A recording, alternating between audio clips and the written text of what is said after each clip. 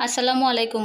কেমন আছেন সবাই? আশা করি সবাই ভালো আছেন। আলহামদুলিল্লাহ আমিও ভালো আছি। আমি আপনাদের কাছে নিয়ে এলাম আজকে সডা পিঠা। আমাদের গ্রামে সডা পিঠা বলে, অবশ্য শহরে বলে চাপটি। প্রথমে আমি সিদ্ধ চালের খুদগুলো ভালো করে ধুয়ে পরিষ্কার করে নিব। তারপর এর মধ্যে পানি দিয়ে ভিজিয়ে রাখবো প্রায় ঘন্টা খানেকের মতো।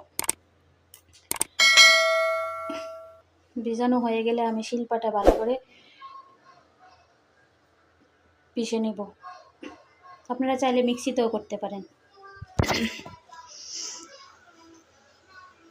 এই সডা পিঠা পছন্দ করে না এমন মানুষ কমই আছে।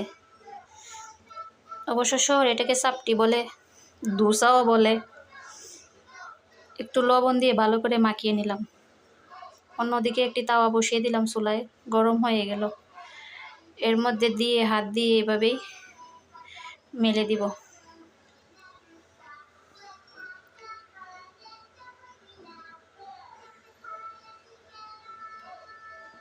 ঢাকনা দিয়ে ঢেকে দিয়ে একটু সময় রান্না করে তারপর আবার উল্টে দেব। হয়ে গেল আমার সডা পিঠা।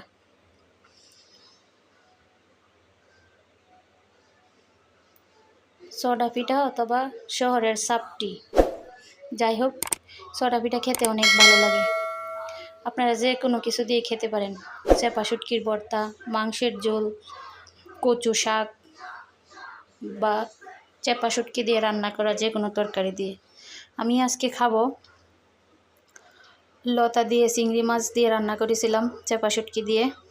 আমার খুব ফেভারিট দুইটা খাবার আপনাদের সাথে শেয়ার করলাম। আশা করি ভালো লাগবে, আপনারাও ট্রাই করতে পারেন। আমগো এলাকার বিখ্যাত সডা পিঠা।